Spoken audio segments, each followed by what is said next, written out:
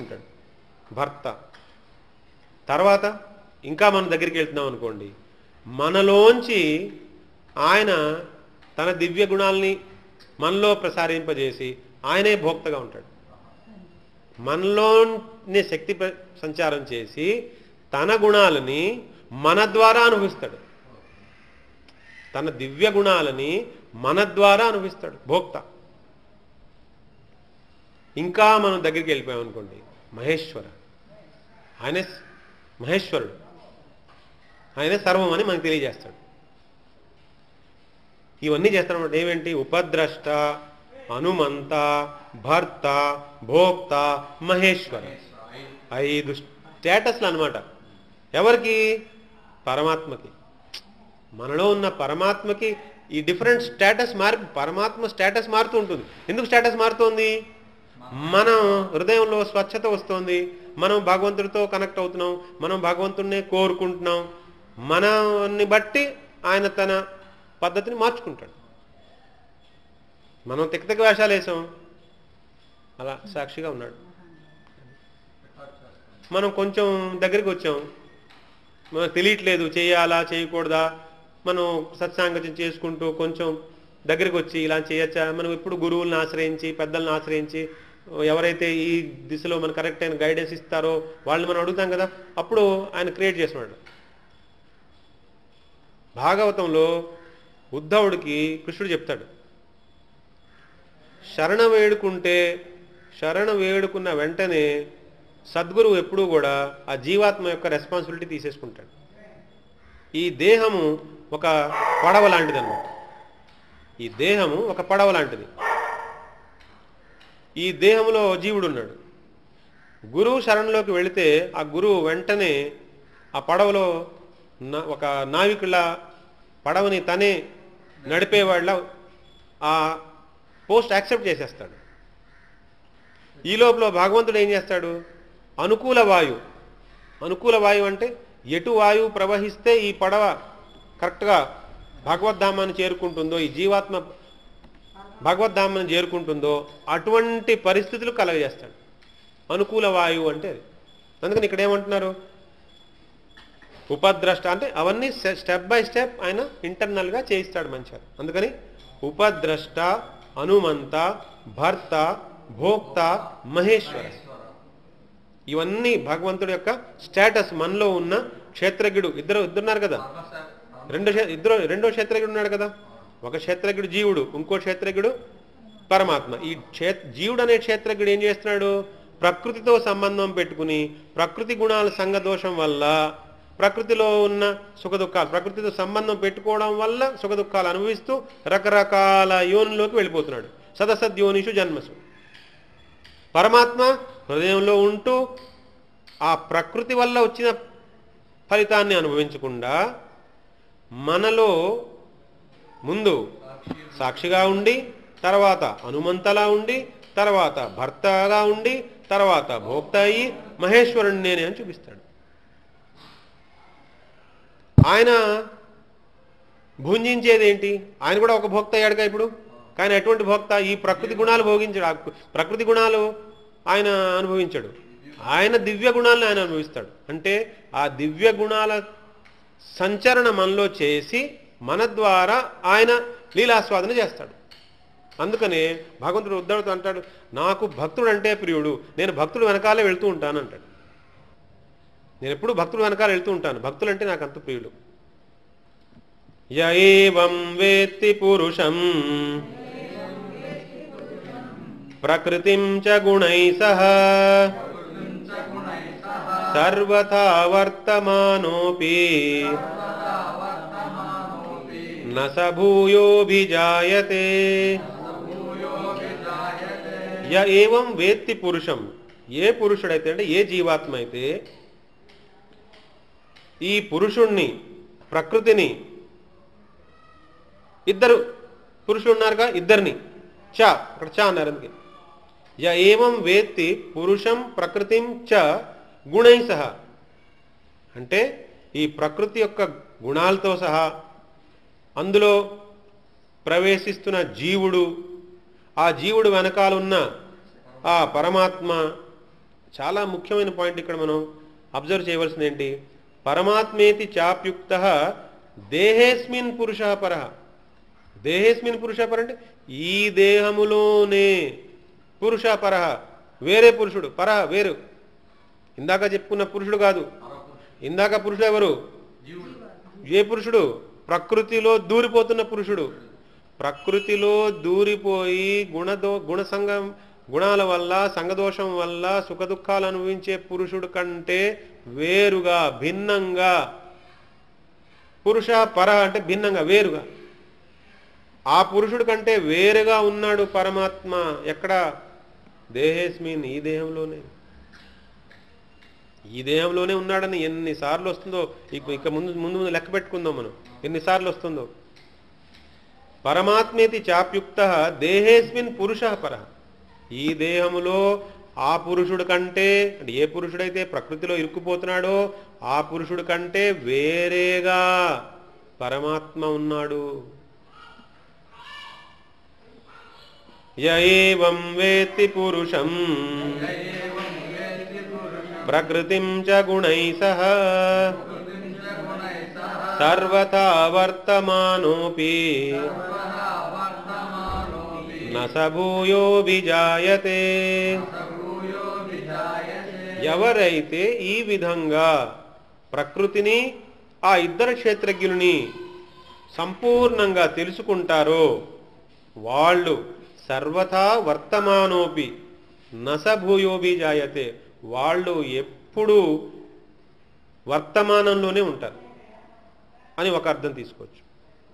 అంటే వర్తమానం అంటే ఇప్పటికిప్పుడు, అంటే గతము లేదు భవిష్యత్తు లేదు. ఎప్పుడు ప్రజెంట్గా ఉండేవాళ్ళు, ఎప్పుడు ప్రజెంట్లో ఉండేవాళ్ళు ఎప్పుడు ప్లెజెంట్గా ఉంటారు. అంతే కదా? ప్రజెంట్ మూమెంట్లోనే, ఎందుకంటే ప్రజెంట్ మూమెంట్ ఏదైతే ఉందో అది కాలానికి అతీతం. ప్రజెంట్ అనే స్క్రీన్ మీద కాలం నడుస్తూ ఉంటుంది. కాల ప్రవాహం ఎప్పుడు ప్రజెంట్ మీదే నడుస్తూ ఉంటుంది. మన ఆ గుణదోషాల వల్ల, ఆ సంఘదోషాల వల్ల మన మైండ్ అటు ఇటు అటు ఇటు పోతూ ఉంటుంది. కానీ ప్రజెంట్ మూమెంట్ ఎప్పుడూ స్వచ్ఛంగానే ఉంటుంది. భగవంతుడు కూడా ఎప్పుడూ ప్రజెంట్ మూమెంట్లోనే ఉంటాడు.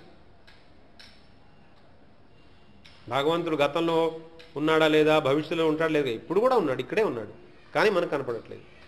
ఎందుకు కనపడట్లేదో ముందు ముందు చెప్తారు ఎందుకు కనపడట్లేదు. ఇంకొక అర్థం ఇక్కడ, ఈ ముగ్గురిని ఎవరైతే ఆ పరమాత్మని, జీవాత్మని, ప్రకృతిని మూడింటిని క్లియర్గా తన అవగాహనలోకి తెచ్చుకుంటాడో వాడు ఇంకా మళ్ళీ పుట్టడు. వాడు ఇంకా పుట్టవలసిన అవసరం ఉంది. నస భూయోభి జాయతే, అవసరం కూడా ఉండదు. ఎందుకని? వాడు పుట్టవలసిన, మనం ఎందుకు పుడుతున్నాం? మనకి సినిమా చూడాలి అని చాలా ఇంట్రెస్ట్ ఉంది కాబట్టి కదా ఏదో థియేటర్కి వెళ్ళి టికెట్ తీసుకుని సినిమాలో దూరుతున్నాం. సినిమా మీద మనకు మోజే పోయింది అనుకోండి, మనం థియేటర్కి వెళ్ళంగా. ఇది కూడా అంతే.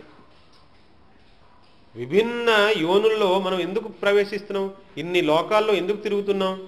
మనకి మన ఇంట్రెస్ట్, మనకి ఏదో అక్కడేదో అనుభవించాలని, అక్కడేదో కావాలని, అక్కడేదో అనుభవించాలని మనం అనుకుంటున్నాం, అందుకోసం వెళ్తున్నాం. మనకు అది పోయింది అనుకోండి, పరమాత్మతో మనకి సంబంధం ఏర్పడిపోయింది, నిత్య సంబంధం.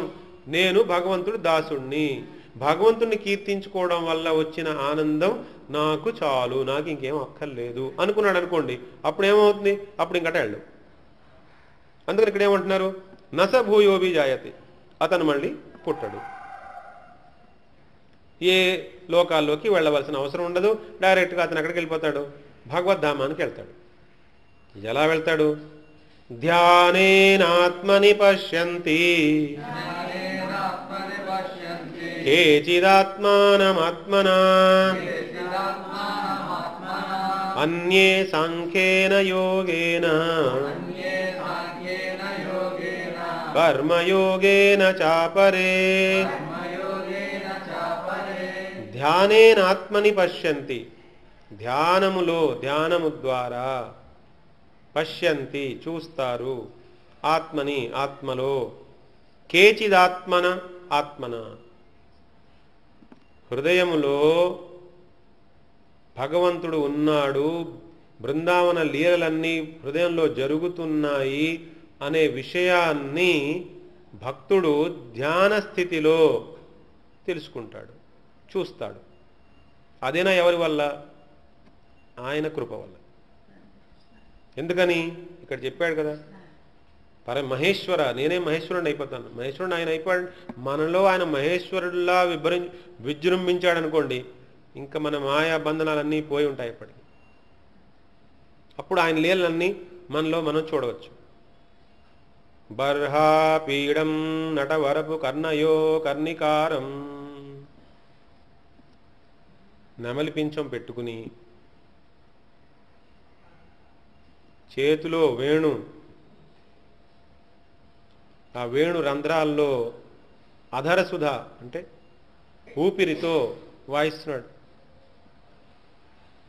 బంగారంలా మెరుస్తున్న పట్టు పీత వస్త్రం ధరించి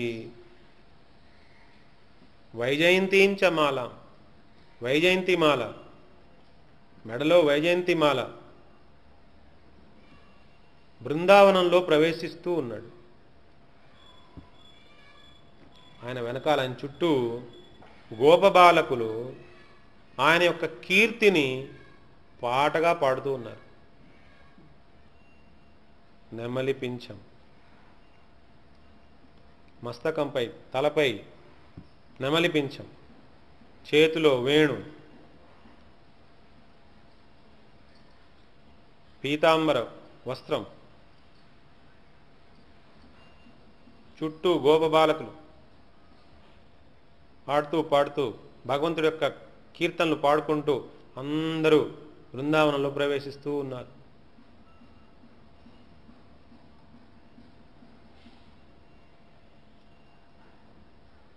అలా భక్తులు దర్శిస్తారు.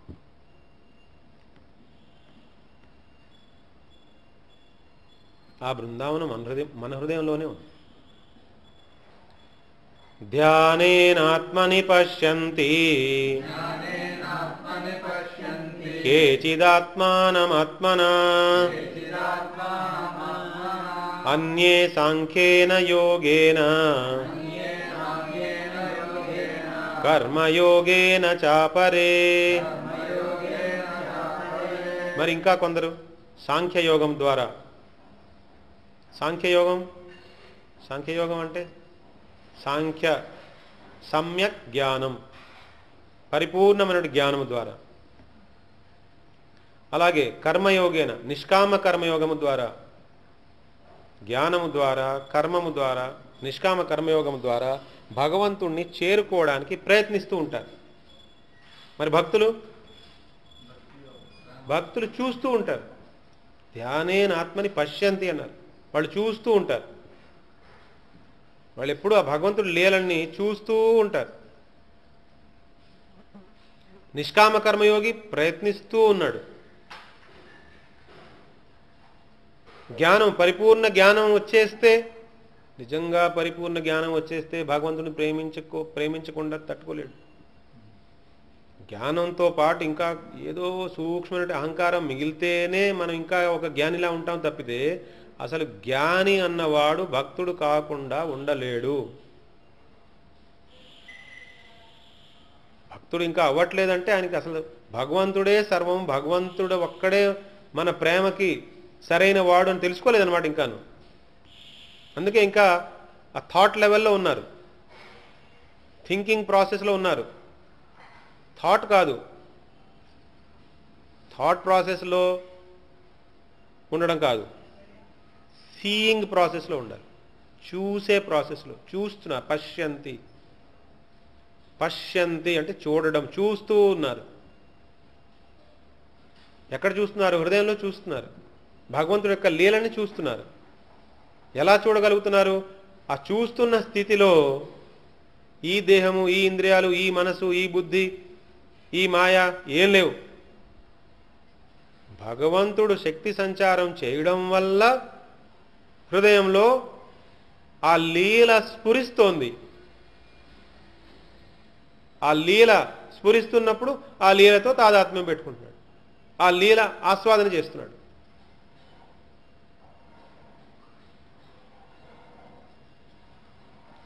అన్యే త్వేవమజానంతః శ్రుత్వానేభ్య ఉపాసతే తేపి చాతితరంత్యేవ మృత్యుం శృతిపరాయణాః. అన్యే త్వేవమజానంతః, ఇంకా కొందరు, అంటే ఈ పైన ముగ్గురు కాకుండా, భక్తుడు, జ్ఞాని, నిష్కామకర్మ వీళ్ళు కాకుండా చాలా మంది ఏం చేస్తూ ఉంటారంటే వింటూ ఉంటారు భగవంతుడి గురించి. అలా వినగా వినగా చాలా చోట్ల నుంచి వింటూ ఉంటాం కదా, చాలా చోట్ల నుంచి విన్నవన్నీ నెమ్మదిగా మళ్ళీ మనం సమన్వయం చేసుకోవాలి. సమన్వయం చేసుకునేసరికి మనకు ఒక క్లారిటీ వస్తుంది. ఎప్పుడైతే క్లారిటీ వస్తుందో ఏమవుతుంది, తేపి చాతి తరంతేవ మృత్యుశృతి ప్రాయణ, వాళ్ళు కూడా ఈ మృత్యు సంసార సాగరాన్ని దాటేస్తారు కేవలం వినడం వల్ల. భగవత్ కథలు, భగవత్ తత్వము, ఈ పరమాత్మ, జీవాత్మ, ప్రకృతి, ఈ విషయాలు వినడం వల్ల, కేవలం వినడం వల్ల, తన దిశను మార్చుకోవడం వల్ల వాళ్ళ దశ కూడా మారిపోయి మళ్ళీ వాళ్ళు ఈ మృత్యు సంసార సాగరంలో పడ్డరు, దాటేస్తారు కేవలం వినడం వల్ల. వాళ్ళు కఠోర తపస్సులు చేయలేదు, ఏమి చేయకుండానే కేవలం వినడం, శ్రవణం కేవలం నవవిధ భక్తిలో మొట్టమొదటి అదే వినడం. ఎందుకంటే వింటే చాలు, లిజనింగ్ ఈజ్ సీయింగ్ అంటారు. అందుకే విన్నావా చూసినట్టే, అంటే అంత స్పష్టంగా అంత కాన్సన్ట్రేషన్తో వినాలి. వింటే చూసినట్టే. యావత్ సంజాయతే కించిత్ సత్వం స్థావర జంగమం క్షేత్రక్షేత్రజ్ఞ సంయోగాత్ తద్విద్ధి భరతర్షభ. యావత్ సంజాయతే కించిత్ సత్వం స్థావర జంగమం. ఈ స్థావర జంగమ చరాచర భూతరాశులు ఏవైతే ఉన్నాయో, నీకు ఏమేమైతే కనపడుతున్నాయో ఇవన్నీ కూడా క్షేత్ర క్షేత్రజ్ఞ సంయోగాత్, క్షేత్రం క్షేత్రజ్ఞం వాళ్ళిద్దరు కలయిక వల్ల ఇవన్నీ జరుగుతున్నాయి. అంటే ఈ బాహ్యంగా జరుగుతున్నదంతా ఎవరి వల్ల జరుగుతోంది? క్షేత్ర క్షేత్రజ్ఞ సంయోగాత్. క్షేత్రము క్షేత్రజ్ఞము వీళ్ళిద్దరు కలయిక వల్ల ఈ మొత్తం యావత్ జగత్తు, చరాచర ప్రాణులు, మొత్తం విశ్వం అంతా వీళ్ళిద్దరు కలయిక వల్ల జరుగుతుంది. యావత్ సంజాయతే కించిత్ సత్వం స్థావర జంగమం క్షేత్ర క్షేత్రజ్ఞ సంయోగాత్ తద్విద్ధి భరతర్షభ. మరి ఇన్నిలా జరుగుతూ ఉంటే ఆయన పరిస్థితి ఏంటి? సమం సర్వేషు భూతేషు తిష్టంతం పరమేశ్వరం వినశ్యస్త్వ వినశ్యంతం యపశ్యతి సపశ్యతి. సమం సర్వేషు భూతేషు, అందరిలోనూ, అంటే ఈ జీవాత్మలోనూ, ఈ ప్రకృతి ఆడుతున్న ఆట వెనకాల కూడా అన్నింటిలోనూ, సమం సర్వేషు భూతేషు తిష్టంతం అంటే ఉన్నాడు, తిష్ట వేసుకు స్థిరంగా ఉన్నాడు. ఎవరున్నారు? పరమేశ్వరుడు ఉన్నాడు.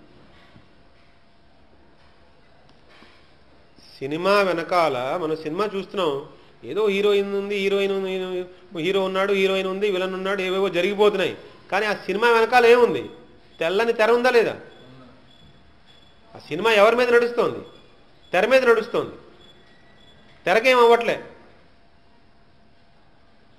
అలా ఈ ప్రకృతిలో ఈ జీవాత్మ ఇరుక్కున్నప్పుడు ఇచ్ఛాద్వేషం, సుఖం, దుఃఖం ఇవన్నీ అనుభవిస్తున్నప్పటికీ వీటన్నింటిలో ఉన్న సారవస్తు, ఈ వీటన్నింటి వెనక ఆధారం ఎవరు? ఆధారం పరమేశ్వరుడు. ఎలా ఉన్నాడు ఆయన? సమం సర్వేషు భూతేషు. చక్కగా తిష్ట వేసుకుని సమంగా ఉన్నాడు. అంటే ఇవాళ ఉండి రేపు వెళ్ళిపోతాడు అలా లేదు, ఎప్పుడు ఉంటాడు. ప్రకృతిలో ఉన్న శక్తి ఆయనదే, జీవాత్మ కూడా ఆయన అంశమే. అంటే ఇద్దరి వెనకాల ఉన్న హీరో, అసలైన హీరో ఎవరు? భగవంతుడు. మనం ఎవరిని చూస్తున్నాం? మనం ప్రకృతిని చూస్తున్నాం, భగవంతుని చూడట్లేదు. కానీ ఎవరైతే వినశ్యస్త్వ వినశ్యంతం యపశ్యతి సపశ్యతి, అంటే వినాశశీలి అయినటువంటి కళ్ళకి కనిపిస్తున్న ఈ ప్రపంచం వెనకాల వినాశనం లేని పరమేశ్వరుడు ఉన్నాడు అని ఎవడైతే చూస్తున్నాడో వాడే సరిగ్గా చూస్తున్నాడు. వాడి దృష్టే కరెక్ట్గా ఉంది, మిగిలిన వాళ్ళందరికీ దృష్టి దోషం ఉంది. సో య పశ్యతి స పశ్యతి, ఎవడైతే చూస్తున్నాడో వాడు చూస్తున్నాడండి అసలైన విషయాన్ని. అంటే అసలైన విషయం ఎవరిక్కడ? మహేశ్వరుడు, పరమేశ్వరుడు, పరమాత్మ, భగవాన్. ఎక్కడున్నాడు? మళ్ళీ క్వశ్చన్ వేశారనుకో, ఎక్కడున్నాడు? సమం సర్వేషు భూతేషు, అందరిలోనూ ఉన్నాడు, అందరిలోనూ ఉన్నాడు. సమం సర్వేషు భూతేషు తిష్టంతం పరమేశ్వరం వినశ్యస్త్వ వినశ్యంతం య పశ్యతి స పశ్యతి. ఎవరైతే ఆయన్ని చూస్తున్నాడు, ఎవరు చూస్తాడు ఆయన్ని? చెప్పండి, ఎవరు చూడగలరు, ఎవరు చూస్తారు?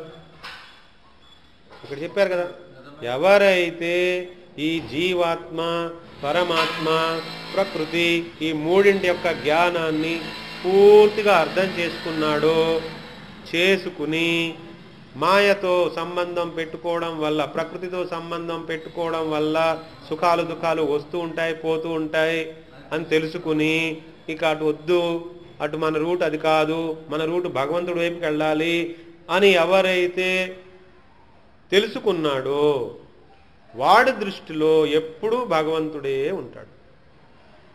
ఆయన భగవంతుని చూస్తూ ఉంటాడు, భగవంతుడు కూడా ఆయన